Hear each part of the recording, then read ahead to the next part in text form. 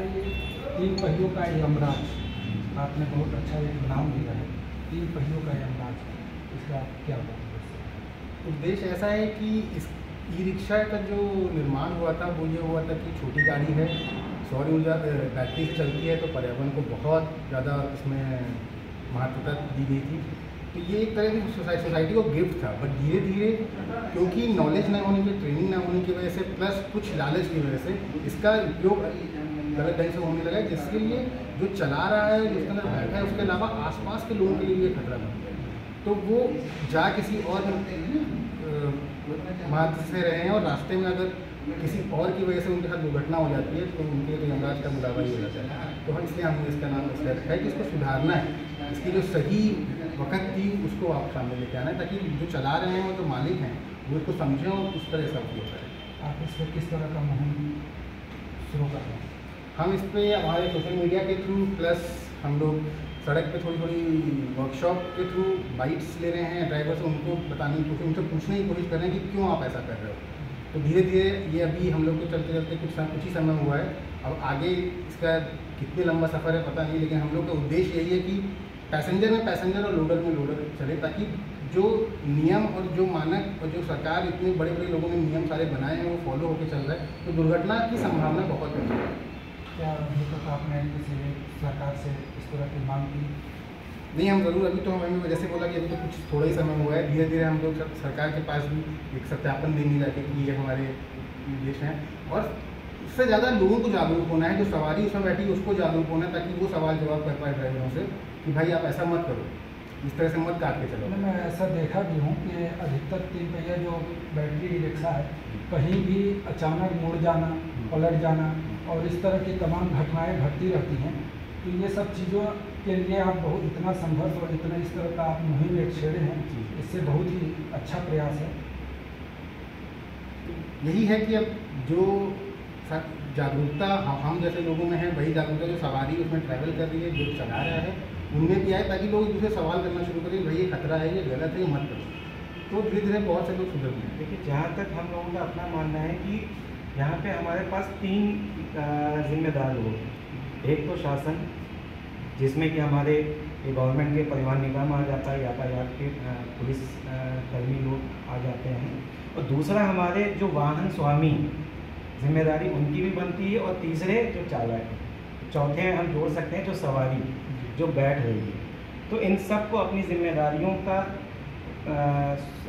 जिम्मेदारियों को समझना होगा कि अगर हम जो माल यदि हम ई रिक्शे पर लादते हैं, तो कम से कम उनको भी ये जानना होगा कि हमने कम पैसे बचाने के लिए हमने ई रिक्शा में अपना सामान लाद दिया। अब क्या वो सामान हमारा सुरक्षित हमारी जगह पे पहुंचेगा या नहीं पहुंचेगा? अगर जो हमारी लोडर गाड़ियाँ जो मार्केट में हैं, अगर हम उसमें अपना कोई सामान रखते हैं तो हम बिल्कुल निश्चिंत बैठे होते हैं कि यह सुरक्षित मेरा सामान पहुंचेगा। तो क्या हम ये अपेक्षा कर सकते हैं ई रिक्शा से कि जो माल हम ई रिक्शा में लाद के हम अपने घर तक ले जाना चाहते हैं, तो क्या वो सुरक्षित होगा? क्योंकि वो खुद ही सुरक्षित नहीं है। सुरक्षित नहीं है। लोग अपनी सुविधा के लिए, अपने सुविधाजनक के लिए लोग ई रिक्शा का इस्तेमाल कर रहे हैं। बिल्कुल बिल्कुल। और ये बात हम शासन तक भी पहुंचाना चाहते हैं। इसके लिए जो नियम बनाए गए केवल सवारी ढोने के लिए, माल ढोने का जो इन लोगों ने अपना एक ट्रेन चला दिया है, तो उससे कुछ फ़ायदा ज़रूर इन लोगों को हो रहा है, वही समय भी उतना ही दे रहे हैं, लेकिन नुकसान जनमानस का हो रहा है। आपका मानना है कि इसमें प्रशासन भी कहीं ना कहीं जिम्मेदार है? पूरी तरह से जिम्मेदार है भाई। यातायात में जो पुलिस वाले खड़े होते हैं अगर चौराहे पे, सड़क पे, तो वो खुद देख रहे हैं। आपके सामने ये तस्वीरें हमने लगा रखी हैं, देख रहे हैं किस तरीके से बास पूरा बाहर तक निकला हुआ है। अगर यही हमारी कोई जो जहाँ पे जिन गाड़ियों से ये सामान जाते हैं, अगर उसमें जाते हैं तो उनकी पूरी तरीके से उनको पैक करके तब भेजा जाता है। लेकिन ये छत पे भी लाद लेंगे, बाहर भी निकाल देंगे, पीछे भी निकाल देंगे। अब मान लीजिए कोई व्यक्ति पीछे से आ रहा है, उसकी ब्रेक प्रॉपर नहीं लग पाई, इन्होंने भी आगे अचानक ब्रेक लगा दिया, तो वो तो आगे सीधे घुस जाएगा ना उसके। तो हमारा मुहिम का मेन मकसद ये है कि ये एक सवारी वाहन है, तो इसका उपयोग उसी रूप में हो, और जो माल ढो रहे हैं वो पूरी तरह से करें। तो उसको एक सुचारू रूप से वाहन स्वामी के साथ मिलकर, अभी हम लोगों की मुहिम चूँकि शुरुआत हुई है, तो आगे इसको हम धीरे धीरे हर पटल तक ले जाने का पूरा प्रयास करेंगे, जिसमें आप सबका सहयोग भी हमें हम सब अपेक्षित जितने भी होंगे। वाहन चालक हैं, वाहन मालिक हैं, आप उन लोगों से भी कांटेक्ट कर रहे हैं? बिल्कुल बिल्कुल। अब हम आज से ही अपनी शुरुआत हमारी कुछ समय पहले से ही हो गई थी, लेकिन आज का ये जो प्रेस वार्ता रखने का हमारा जो एक निर्णय रहा है वो यही रहा है कि अब हम अपनी बात जनमानस तक पहुंचाएं, शासन तक पहुंचाएं, प्रशासन तक पहुंचाएं, और यहाँ तक कि जो वाहन स्वामी है, मैंने ये भी देखा है कि जितने भी इनको क्या होता है कि 300-400 रुपये की रोज़ हमें किसी को भी ये दे देंगे।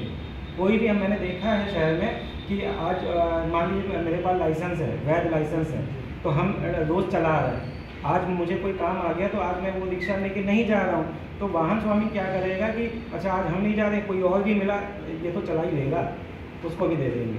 नहीं, जैसे छोटे छोटे बच्चों को भी ये लोग दे देते चला हैं रहे हैं। चलाने के लिए, उसकी जिम्मेवारी सरकार पे ही होती है। बिल्कुल सरकार की है, और हम तो ये चाहेंगे कि वो वाहन स्वामी की भी ये जिम्मेदारी बने, जिम्मेदार वो भी है, क्योंकि सरकार अंकुश लगा सकती है, प्रतिबंध लगा सकती है, लेकिन हर प्रति रिक्शा स्वामी के ऊपर वो उनकी जिम्मेदारी नहीं ले सकती। जिम्मेदार स्वामी सबसे ज़्यादा है वाहन का, कि वो अनैतिक रूप से इनका चलायमान ना करे, और वैध जो चालक हैं उन्हीं के हैंडओवर ई रिक्शा अपना करें, ताकि किसी अन्य उन्नत चालक को कोई नुकसान हो चलाने पे, और ना ही जो और जनता है उसको परेशानी हो या उसको कोई दुर्घटना का वो शिकार न हो। नहीं, जगह जगह जैसे जाम की स्थिति बनी होती है ई रिक्शा के कारण। सर बिल्कुल, हर जगह गली कहीं चौराहे पे देख लीजिए जाम की स्थिति बनी हुई, कहीं इधर, हर जगह मतलब चारों तरफ ई रिक्शा का एक पूरे लखनऊ में एक जाल बन गया। बिल्कुल, और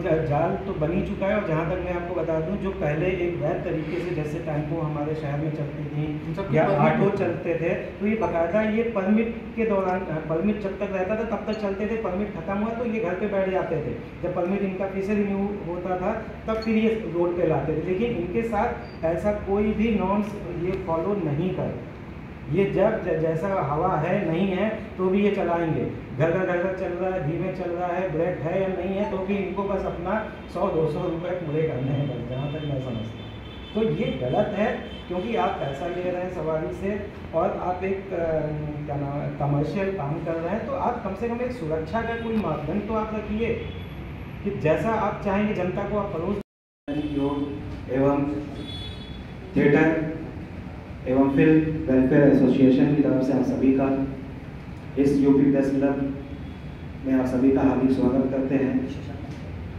आज हम सब आपके बीच एक ज्वलंत मुद्दे को लेकर यहाँ पर उपस्थित हुए हैं, उसी को लेकर एक आप सबके साथ, आप सबके बीच एक बैठक का आयोजन किया गया है इस प्रेस क्लब में। वो ये है कि आज हमारे शहर में ही नहीं बल्कि हमारे प्रदेश में भी ई रिक्शा का चलन बहुत तेज़ी से चला है। ई रिक्शा जितना हम सभी लोगों के लिए, जहाँ तक कि यात्रियों की बात करें, सभी के लिए एक सुविधाजनक वाहन है, लोगों को घर के पास भी मुहैया हो जाता है, स्टॉप पे भी मुहैया हो जाते हैं, बाज़ार में भी मुहैया आसानी से हो जाते हैं। आसानी से व्यक्ति अपने स्थान से जिस गंतव्य पे पहुंचना है उसको पहुंच जाता है। लेकिन जहां तक सरकार द्वारा और परिवहन विभाग द्वारा या यातायात के नियमों के अनुसार जिस लिए ई रिक्शे का निर्माण किया गया, वो केवल ये है कि ये ई रिक्शा किसी व्यक्ति को उसके गंतव्य तक, उसके स्थान तक पहुंचा सके, सवारी के रूप में ई रिक्शे का निर्माण किया गया। लेकिन धीरे धीरे चलते चलते आज शहर ही नहीं बल्कि पूरे प्रदेश भर में, केवल उत्तर प्रदेश ही नहीं बल्कि अन्य प्रदेशों में भी ई रिक्शा का जाल बहुत तेजी से फैला है। और यही ई रिक्शा जो है यातायात नियमों का पालन ना करते हुए, क्योंकि जिनका निर्माण सवारी ढोने के लिए किया गया है, आज यही ई रिक्शा जो है वो माल ढोने का काम कर रहे हैं। और वो माल भी होलसेल मार्केट में आप देखेंगे खड़े आपको मिल जाएंगे बहुत ही अधिक संख्या में, और यहाँ तक कि जो भी माल इनको मिलता है वो लाद लेते हैं और वहाँ से लेकर उस स्थान तक पहुँचाते हैं, जिसके कारण जो आज यातायात के तहत जिस संरचना में, जिस घटक में ई रिक्शे का निर्माण किया गया है, वो केवल जो मानक है उसके, वो सवारी को, यात्रियों को ढोने के मानक के अनुसार उसका स्वरूप, उसकी संरचना का निर्माण किया गया है। ना कि माल को ढोने के। और जिसका नतीजा ये होता है कि आज इतने सारी दुर्घटनाएं इसी ई रिक्शा के माल ढोने के कारण होते हैं, क्योंकि उनका एक जो मानक होता है माल ढोने का, जो सामान का एक लोड होता है वो अलग प्रकार का होता है। यात्रियों का, व्यक्ति का, इंसान का जो भार होता है वो अलग प्रकार का होता है। तो वही भार को वो उस रूप में, सही रूप में इस्तेमाल नहीं होता, जिसके कारण ये होता है कि वे दुर्घटना का कारण बनते हैं और उसके कारण जान माल का नुकसान होता है। हमारे पास बहुत सारे जो हमारे प्रयास भी हैं कि आगे हम इस ई रिक्शा की जो ओवरलोडिंग की समस्या है, ये बात शासन, प्रशासन तक, परिवहन विभाग तक, निगम तक, यहाँ तक कि नगर निगमों तक भी हम अपनी बात को पहुँचाना चाहते हैं, ताकि ये जो ई रिक्शा का ओवरलोडिंग की समस्या है इस पर अंकुश लगाया जा सके। हमारे पास बहुत सारे मुद्दे हैं इनको लेकर कि हम ये ई रिक्शा के सवाल पर कुछ बातें हैं जो हम आप सबसे करना चाहते हैं कि प्रशासन, वाहन स्वामी और निर्माता के बीच हम एक ऐसा सामंजस्य बनाना चाहते हैं कि ई रिक्शे का जो संचालन है वो केवल यात्रियों को लाने ले जाने के लिए, ना कि माल ढोने के लिए। दूसरी बात हमारा कि सोशल मीडिया के प्लेटफॉर्म पर भी हम अपना गतिमान के नाम से एक प्लेटफॉर्म चला रहे हैं, जिस पर बहुत सारे इनके जो दुर्घटनाएं हुई हैं, इनके कारण जो जान माल का नुकसान हुआ है, उन सब के फुटेज, वीडियोस, उनकी सूचनाएं, जानकारियां आपको हमारे गतिमान के सोशल मीडिया के प्लेटफॉर्म पे भी आपको उपलब्ध हो जाएगा। ये हमारा QR है जिस पर आप स्कैन करके जो भी इनकी जानकारियां हैं वो उस पर आपको उपलब्ध हो रही हैं। साथ ही साथ हम जो ई रिक्शा के स्वामी हैं, जो मालिक हैं, हम सभी लोगों का ये भी प्रयास है कि उनसे मिलकर भी बैठक कर मीटिंग करके उनको भी इन बातों पर प्रकाश डालने के लिए उनको भी जानकारियां देना चाहते हैं कि इस मुद्दे को समझें और इसका कोई ना कोई एक हल अवश्य निकालें। यहाँ पर हमारे आशीष सिंह जी भी हैं, हम चाहेंगे कि 2 शब्द आपसे।